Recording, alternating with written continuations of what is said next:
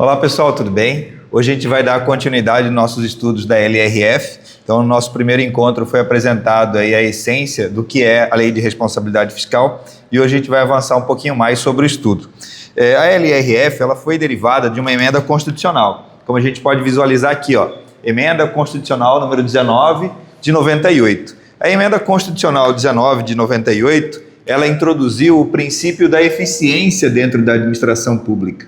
Então, se você olhar dentro lá do artigo 37 da Constituição, você vai encontrar o princípio da eficiência. Antes, não existia esse princípio de maneira expressa no texto da Constituição. Aí a Emenda Constitucional número 19 de 98, que foi conhecida como uma reforma administrativa, incluiu o princípio da eficiência no artigo 37. Perfeito? E também, ao introduzir o princípio da eficiência no artigo 37, dentro desta emenda constitucional, lá no artigo 30, a gente encontrou o embrião jurídico do nascimento da LRF. Olha aqui, ó, artigo 30. O projeto de lei complementar a que se refere o artigo 163 da Constituição será apresentado pelo Poder Executivo ao Congresso Nacional no prazo máximo de 180 dias da promulgação desta emenda. Então, em junho de 98, começou a correr o prazo aí para o nascimento da LRF, que foi concluído quando? No ano de 2000. A Lei Complementar número 101, ela foi concluída no ano de 2000. Perfeito? Então prestem atenção aqui, ó. Ele fala assim, ó, o projeto de lei complementar a que se refere o artigo 163 da Constituição. A gente estudou aí a respeito do artigo 163 da Constituição. A gente visualizou que dentro do artigo 163 existem 9 incisos. No texto original da Constituição eram 7 incisos, só que ele sofreu uma atualização e foram adicionados mais 2 incisos. Um desses incisos fala sobre a sustentabilidade da dívida. Na nossa aula inicial, nós falamos aí sobre a essência da LRF.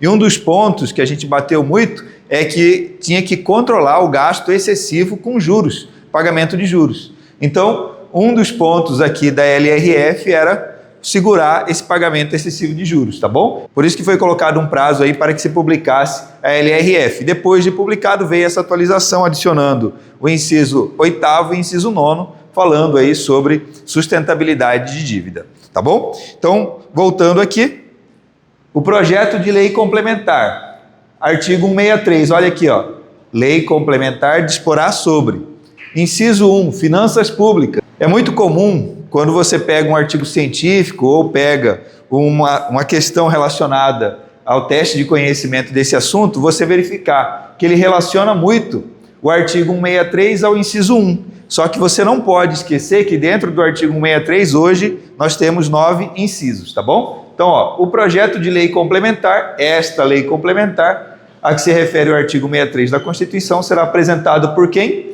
Pelo Poder Executivo. Então, o que ele está falando? Que o Poder Executivo, vou colocar aqui, ó, Poder Executivo vai encaminhar para o Legislativo, o que ele vai encaminhar? Um projeto de lei complementar, que é o que está escrito aqui, ó, projeto de lei complementar. Então, ó, o projeto de lei complementar será encaminhado ao Poder Legislativo. Quem que é o Poder Legislativo no caso aqui, ó? Congresso Nacional, perfeito? Então, será encaminhado ao Congresso Nacional o projeto de lei complementar. E o que o Congresso Nacional vai fazer? Vai devolver para o Executivo para posterior sanção, como lei complementar, tá bom? E aí a gente já apresentou para vocês aí esta LRF. Um ponto importante que a gente tem que estudar também, antes de avançar um pouquinho, é sobre a eficácia das normas constitucionais. Basicamente, nós temos aí 3 tipos de eficácia: a eficácia plena, a eficácia contida e a eficácia limitada. Eu fiz um gráfico aqui, né, um gráfico de pizza, para representar melhor aí essa teoria. Essa teoria aqui é do direito constitucional. Por que a gente está trazendo essa teoria do direito constitucional para o nosso assunto de orçamento público, contabilidade pública, direito financeiro? Porque a gente está estudando o artigo 163 da Constituição. E aqui eu resumi, ó, eficácia plena, essa parte superior, que é esse aqui. Aí embaixo, né, eu tenho eficácia contida e eficácia limitada, tá bom? Então, o que é eficácia plena? Já produzem plenos efeitos com a entrada em vigor da Constituição, independentemente de qualquer regulamentação por lei. Por que a gente está estudando isso? Porque aqui o que ele fala? Lei complementar disporá sobre. Disporá está falando do passado, do presente ou do futuro? Está falando do futuro. Então, quando saiu a Constituição em 88, ela falava assim, lei complementar disporá.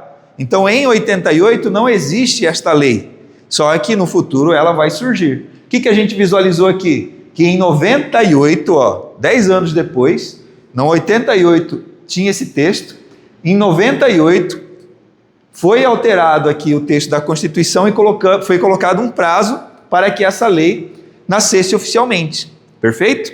Então, o que aconteceu aqui? Que este trecho da Constituição aqui, ele não entra em vigor de maneira imediata. É o que está escrito aqui, eficácia plena. Produzem plenos efeitos com a entrada em vigor da Constituição. Você viu que com a entrada em vigor da Constituição ela jogou lá para frente? Então em 88 fala, vai surgir uma lei. Ainda não existe. Então não é a eficácia plena. Então a eficácia pode ser contida ou limitada. Vamos ver o que é uma eficácia contida. Eficácia contida é quando produzem plenos efeitos com a promulgação da Constituição, mas podem ser restringidos pelo legislador infraconstitucional, por outras normas constitucionais ou através de conceitos éticos e jurídicos consagrados. O que significa aqui? Significa que quando nasce a Constituição já produz efeito de imediato, independentemente se tem ou se não tem a lei. No nosso caso, já existia a lei?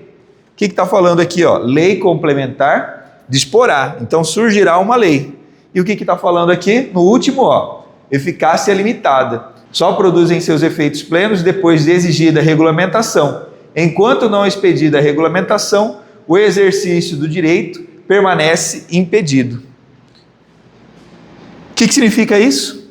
Significa que a lei ainda não entrou em vigor. Significa que eu preciso publicar uma lei. E aqui a gente está visualizando que a lei foi publicada. Perfeito? O que a gente consegue concluir? Que hoje o artigo 163 da Constituição é um dispositivo de eficácia limitada, que só vai ter todos os seus efeitos quando a lei for publicada. No caso, a lei já foi publicada, Lei Complementar 101. Então, quando foi publicada essa lei, aí sim foram produzidos todos os seus efeitos. Perfeito? Então, o que a gente pode visualizar aqui? Lei complementar, falando um pouquinho mais a respeito do que é uma lei complementar. O fato de ter se referido à lei complementar no singular e não no plural, não significa que todas as matérias referidas nos incisos do artigo 163 devem ser disciplinadas por um mesmo diploma legislativo, mas sim a imposição constitucional de uma espécie normativa específica para regulamentar as matérias previstas nesse artigo. O que ele está falando aqui? Não sei se você reparou, mas lá no nosso texto mencionava o seguinte, lei complementar disporá. Lei complementar está no plural ou está no singular? Está no singular. O que você pressupõe aqui no entendimento inicial? Que vai ser uma única lei. Uma única lei que vai regulamentar 9 incisos desse artigo. Porque no artigo 163 tem 9 incisos, né? No entanto, o que o STF mencionou? O STF mencionou que, apesar de estar escrito lei complementar, não será necessário apenas uma lei para regulamentar todo o assunto do artigo 163. E quando a gente começou os nossos estudos, eu apresentei para vocês que a Lei de Responsabilidade Fiscal já teve mais de 10 atualizações, não é verdade? Então, o que ele está falando aqui? Não é porque lá está escrito Lei Complementar disporá que vai ser necessariamente apenas uma única lei que vai regulamentar o assunto, tá bom? E por que a gente está entrando nesse mérito de debater sobre lei complementar, se é singular, se é plural? É porque existe uma diferença brutal entre lei complementar e lei ordinária. Então eu já apresentei para vocês a diferença entre lei complementar e lei ordinária. Lei ordinária é a lei que é aprovada de maneira mais simples, é uma lei cotidiana. Agora, uma lei complementar é uma lei mais robusta, fala de um assunto um pouco mais complexo, então precisa de uma maior quantidade de votos para ser aprovados. Então aqui eu trouxe para vocês o que diz a Constituição. Segundo a Constituição Federal, necessita-se de quórum diferenciado para aprovação das leis complementares. O que é um quórum? Uma quantidade mínima de votos. Tá bom? Então ele fala assim, ó, as leis complementares serão aprovadas por maioria absoluta. Artigo 47, salvo disposição em contrário. Então, ó, salvo esta regra aqui e outras que podem aparecer, as deliberações de cada casa e de suas comissões serão tomadas por maioria dos votos, presente a maioria absoluta dos seus membros. Então eu tenho quórum de abertura e tenho quórum de aprovação. O que é o quórum de abertura? Ó, presente a maioria absoluta dos seus membros. Se eu tenho 50 membros inscritos na casa, o que é maioria absoluta? São 26 pessoas, né? Se eu tenho 50 inscritos, então maioria absoluta são 26 pessoas. Então isso é a quantidade mínima para abertura de uma sessão de deliberação. É o que ele coloca aqui, ó. As deliberações de cada casa e de suas comissões serão tomadas por maioria dos votos, presente a maioria absoluta dos seus membros. Então, se eu tenho 50 pessoas inscritas para votar, o que é a maioria absoluta? 26 pessoas, perfeito? O primeiro número inteiro acima de 50%. 50% é 25, primeiro número inteiro, 26. Então, 26 é a quantidade mínima de pessoas presentes para iniciar a votação, perfeito? Se eu for aprovar uma lei ordinária, eu tenho que verificar a maioria dos votos dos presentes. Então, se eu tenho 26 pessoas presentes, que é a quantidade mínima para votar, e aí eu quero deliberar sobre determinado assunto que é relativo a uma lei ordinária, quantos votos eu precisaria para aprovar esse projeto de lei? Se eu tenho 26 pessoas presentes, eu preciso de 14 votos, não é verdade? Porque o que é metade de 26? 13. Qual que é o primeiro número inteiro acima da metade?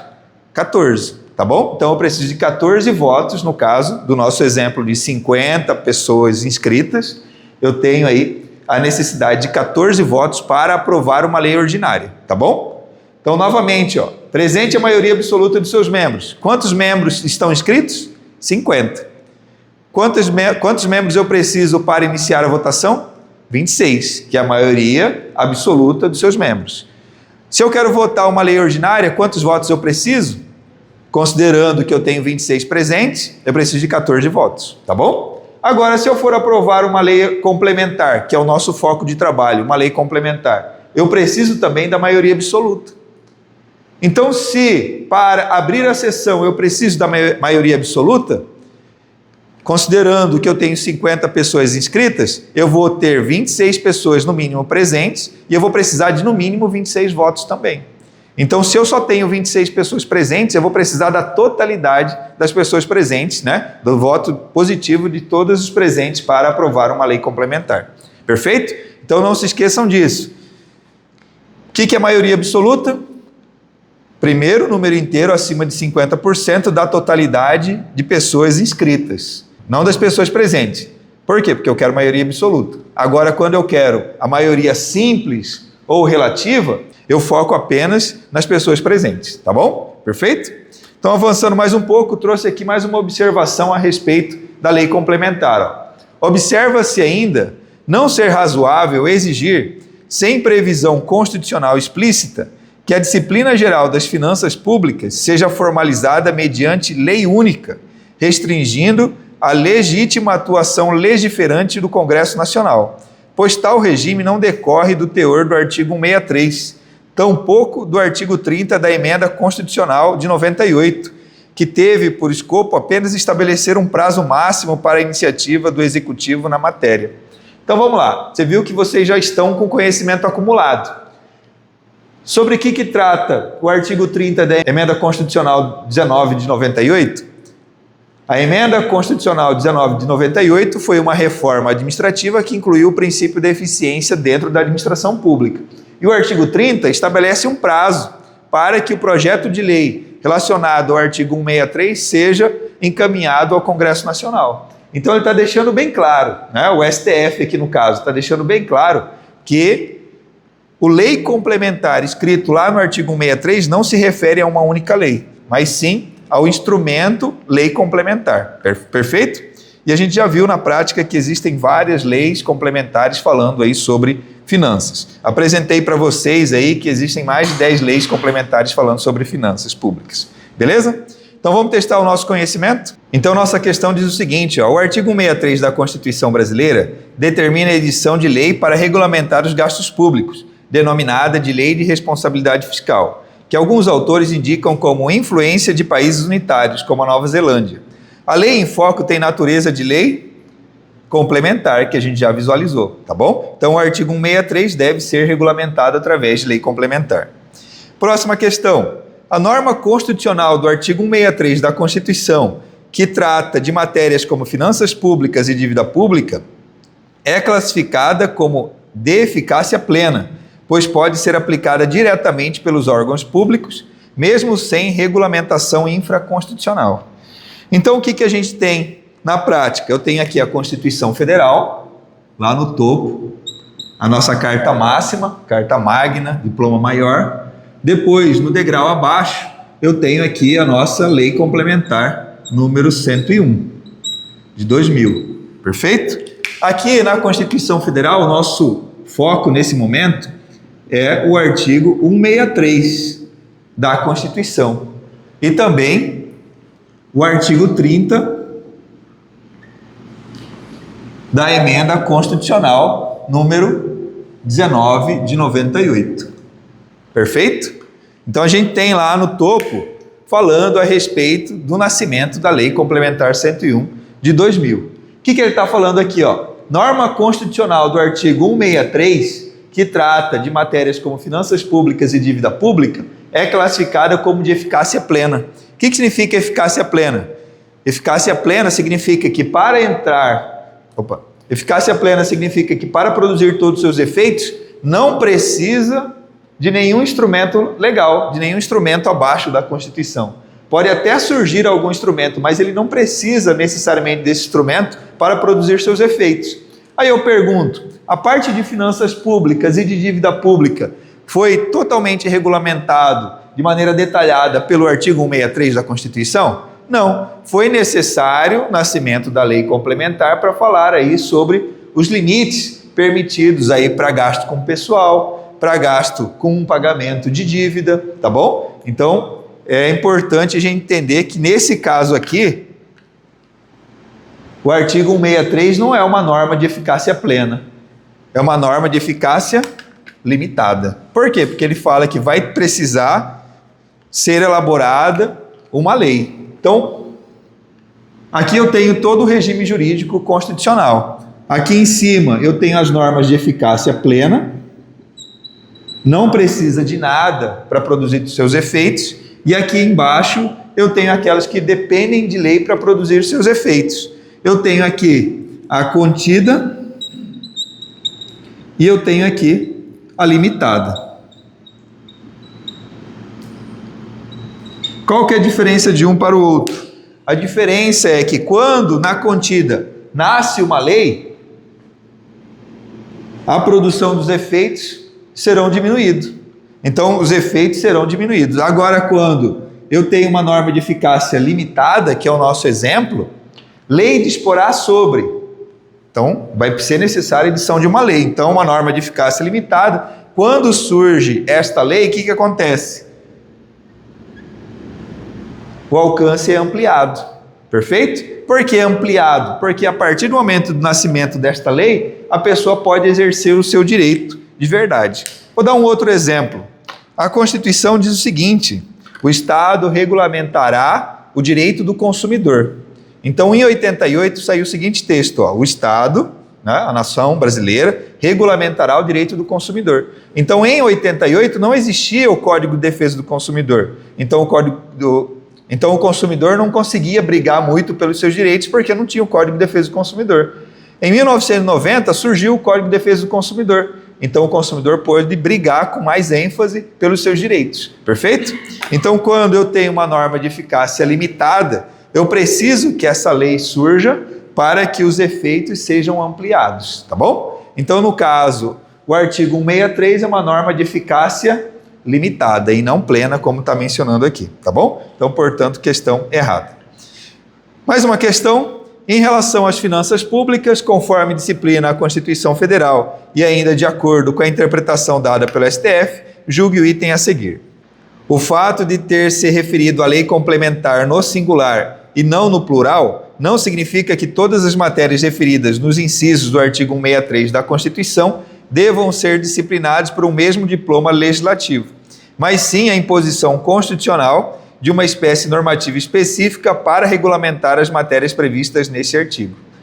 Basicamente o que a gente visualizou, né? O STF falou que não precisa que o artigo 163 seja disciplinado por uma única lei complementar. Tem que ser por lei complementar, isso é o mais importante, não necessariamente por uma única lei. Então o texto está correto, tá bom? Avançando mais um pouco, diz o seguinte, ó, em referência à disciplina de direito financeiro e tributário, julgue o item que se segue. Segundo o STF, a matéria a ser disciplinada com base no artigo 163 da Constituição não se exauriu com a edição da Lei Complementar 101. E aí, o que vocês acham? Surgiu a Lei Complementar 101 e aí não vai precisar ser publicada mais nenhuma lei a respeito de finanças? Ou foi publicada outra lei a respeito de finanças? Foram publicadas várias outras leis complementares a respeito de finanças públicas. Então, o que ele está falando aqui, ó? O surgimento, né, da LRF não exauriu a totalidade do artigo 163. Então, portanto, a questão está correta. Beleza? Próxima questão. A emenda constitucional número 19 de 98, denominada de Emenda da Reforma Administrativa, teve grande impacto no capítulo sobre as finanças públicas da Constituição Federal de 88. Posteriormente, em 2000, uma lei complementar foi aprovada sob o número 101 e ficou conhecida como LRF. Perfeito, é o que a gente já apresentou para vocês várias e várias vezes. Perfeito?